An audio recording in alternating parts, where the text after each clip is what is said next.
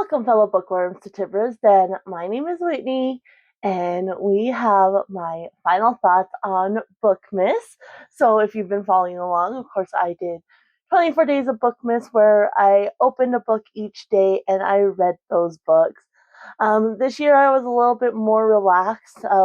Previous years, I really tried to make sure I at least started the book on that day that I opened it. But this year, I was kind of just more relaxed about that and finishing up books before starting the next one. Though there were several days I had multiple books going. Of course, we were doing 3 Advent reads as well. My husband and I were reading 2 Advent reads together because they were both 12 days. So we were reading on them on opposite days, one on even days, one on odd days. And then I had my 24 Advent calendar book that I ended up DNFing on day 12. And one of the Bookmas books I also did DNF. But overall, it was really great. I think I looked and I ended up having 7 5 stars, but one of those was The Butcher's Masquerade, which wasn't part of Bookmas. My husband and I were just reading that together. So technically for Bookmas, I had 6 5 stars, 11 4 stars, 4 3 stars, and 5 2 stars. And then I did have 2 DNFs as well. So really, really a great month of reading. I still am working on Wild Women in the Blues, which again is not part of Bookmas, but it was a rollover from last month, and it's my last priority standalone I need to finish. And now that Bookmas is over, I will be able to get back into that and finish it. So Christmas Eve, I did start A Winter's Dream, or A Winter Dream by Richard Paul Evans. And then I ended up finishing this yesterday on Christmas. This one I gave 2 stars. So this was my 4th Richard Paul Evans book. I had never read this author prior to Bookmas, and I came across him at a thrift store, grabbed a bunch of his works, and put 4 of the Christmas ones in Bookmas. So this was the 4th book. I am glad it was the last book I read because I gave it 2 stars. And if I had started with this one, I would have been like, nope, this author's not for me. The story itself and the plotline were fine. It was based on Joseph and his coat of many colors from the Bible. So it's a modern day biblical retelling. And so basically, you have Joseph, and his family is an advertisement. They run a smaller firm in Colorado. And he is the second to last child of his father. He has 11 brothers and 1 sister. And so him and his younger brother Ben are from his father's last wife, who's significantly younger. And his father definitely shows favoritism towards Joseph. And so the older brothers are all kind of jealous. He ends up saving a big account that they almost lose because their ideas just aren't good. He ends up saving it. His father gifts him his old Vietnam jacket that has a bunch of different colorful patches and such on it, which really amps up the jealousy as well. His younger brother ends up getting caught embezzling. And so the one brother who is particularly angry and jealous of Joseph concocts this plan, and they give him the option, like, if you don't want Ben to go to jail, then you have the option to leave. You cannot be in contact with our father, your mother. You can't tell anybody, not even your girlfriend who he's thinking about marriage with. You just need to leave. I already got you a place at a different firm in Chicago. I've already rented you an apartment. And so it's like, so you already knew, like you already had this in the works. And so he ends up, like, he loves his brother. So he's like, fine, I'll leave. And he goes to Chicago, and then he ends up in New York, and he kind of goes back and forth and such. So my biggest problem with this were the way the women, one, the story was like very like, it's like in Chicago, this building, but not describing them at all. It's like, I'm not familiar with Chicago. So it's like, I'm not familiar with Chicago. And so just telling me this, and this, it was like very laying out the facts and like, name dropping big advertisements and such, which is fine. Like, it's advertising, like that's kind of expected. But my problem was with how the women were portrayed. So let's start with Ashley, who is the one who's in Colorado. He's thinking about marriage. And so they told him you can't tell her, but like if she loves you, she'll follow you, which no, that's not how it works. So he just comes, drops the big bomb on her that, hey, I'm leaving tomorrow to move to Chicago, and expects her to follow. And she's always told him, like, I never want to leave Colorado. Like, this is where I live. I never want to leave. She's told him that. So he knew that. And he expected love to just, like, because she loves me, she'll just go with me and follow me. And then he acts like the victim. And, like, oh, I dodged a bullet later on. And so, like, she seemed like the way she was presented. And then she tells him, which he didn't develop that at all. So he's been thinking about marriage, but I don't think he talked to Ashley about it. And so he's like, we'll get married and you can have kids and like, we'll have kids or whatever. And just like so chauvinistic. And so she's like, no, I'm not even interested in marriage. And then, at the end of the book, like she turned around and got married, like, or engaged 6 months later or something. And I was like, maybe if you had discussed it with her, but you just dropped this big bomb that you're leaving, expect her to follow, come marry you, have kids, and you haven't discussed anything with her, and you won't tell her why you're all of a sudden leaving. Which, yeah, that part's understandable because your brother's threatened you. But even so, it's like, come on. So just the way she was presented, and then him as the victim because she didn't just follow along. That's a major life change, and she's told you she never wanted to leave Colorado. Like, so I hated the way that was presented, and then like she's the bad guy because she said she didn't want marriage, and now all of a sudden she's engaged. Well, you didn't discuss it with her. Like maybe it would have been different if you had discussed it with her. Anyway, that was frustrating. Then we meet April, who's a waitress at this diner in Chicago, and so they start a relationship, but she's weird. Like they're going on these tours and she refuses to call them dates, and then he kisses her and she like freaks out, and so she's just acting weird, and so she has a secret, and it was kind of like I don't think it needed to be what the secret is, but whatever, that in and of itself is fine. But she has a secret and she refuses to tell him because she's scared it will change his perception of her and yada yada yada. And so finally, like they've been dating, for I think closing in on a year. And he's like, I'm gonna force her hand because I'm looking at rings, like I'm ready to get married, and but I need to know who I'm marrying, and so I'm gonna force her. So he forces her hand, and so she tells him the secret she's been holding on to, and he's like, okay, wow, like that's kind of a big thing, and I need time to wrap my head around it. Leaves her at the restaurant crying and tells her, I will call you tomorrow. Like, proceeds not to call her for a week at his office Christmas parties at the end of the week. Proceeds not to call her for a whole week. And in the book, it literally says, you might not understand this. It's a guy thing. But I thought she would be ready to go to the Christmas party because I never told her that we weren't going. She revealed her biggest secret to you about her past. You left her crying, told her you would call her tomorrow.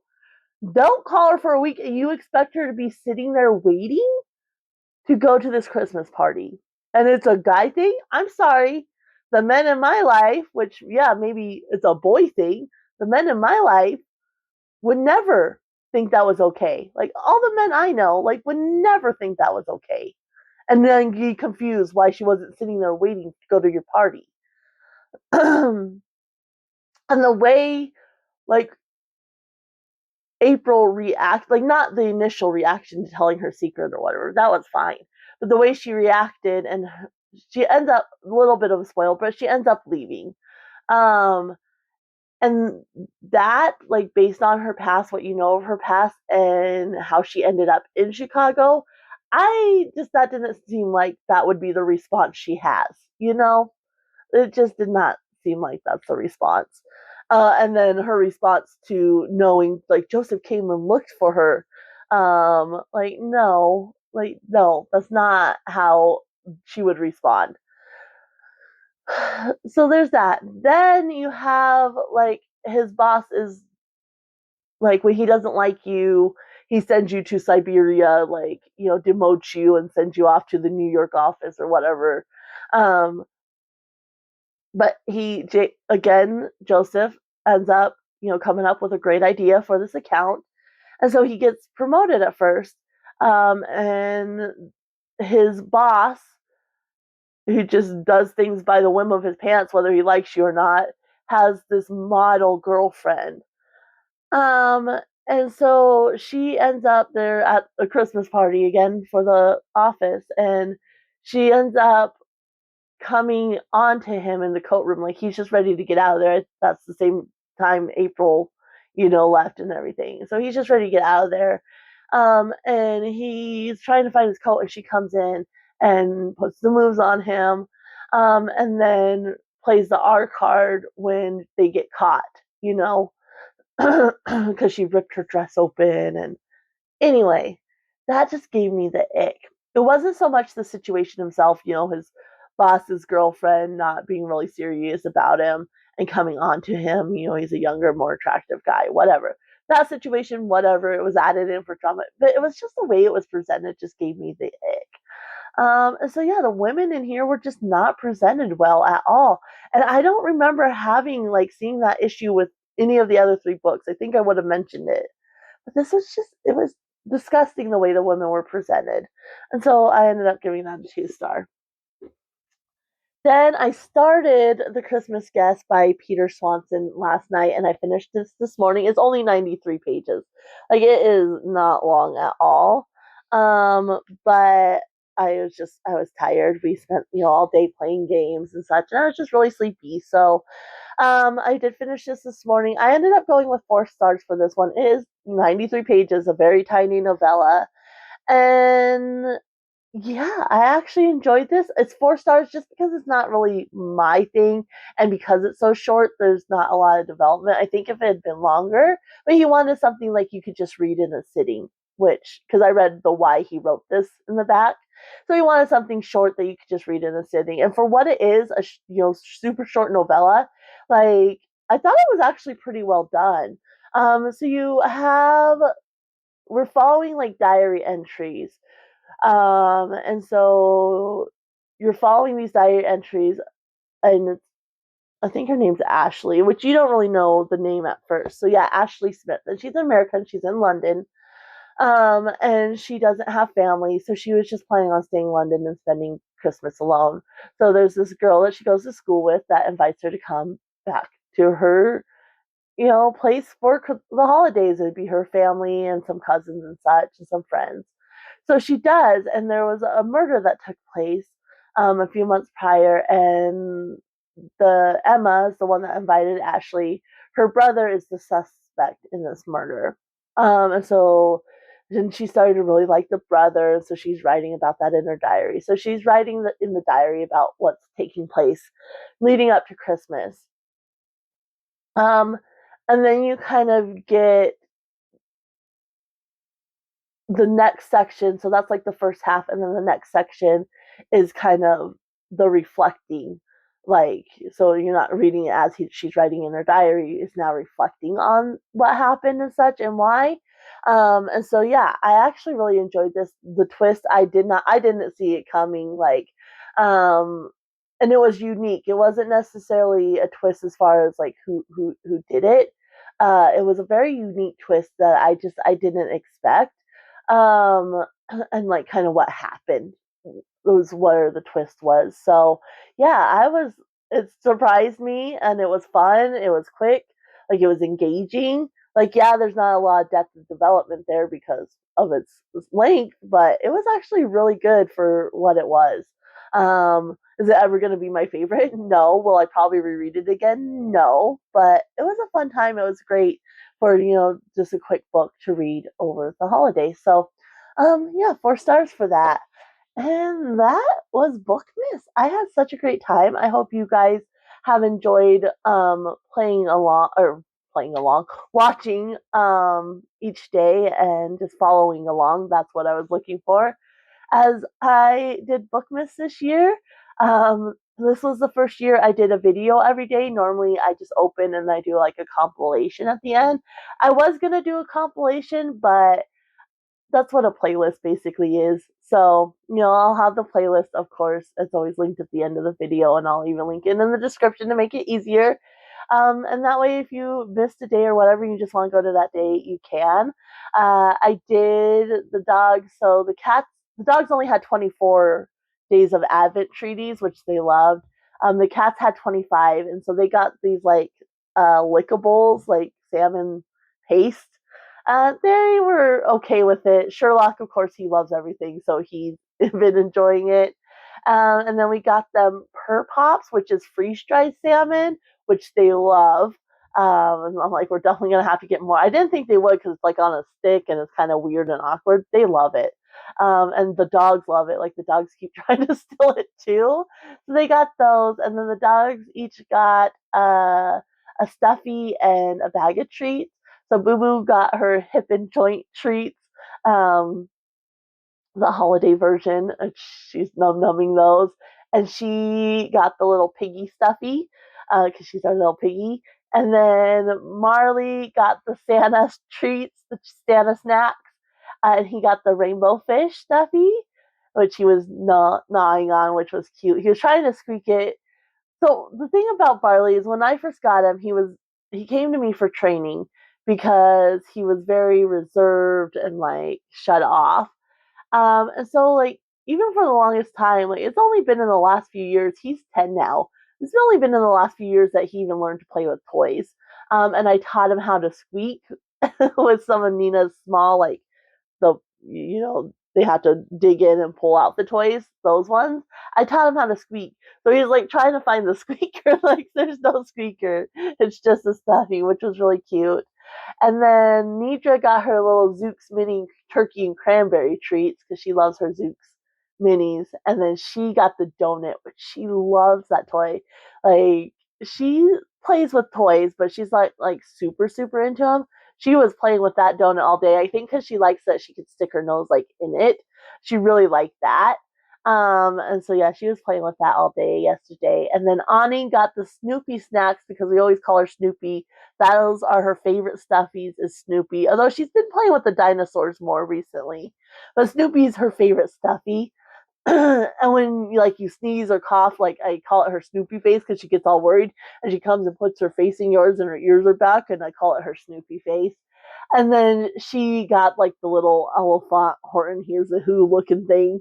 And so yeah, she you love stuffies. Like the stuffies are mainly for her. Boo Boo likes to lay on them and lick them.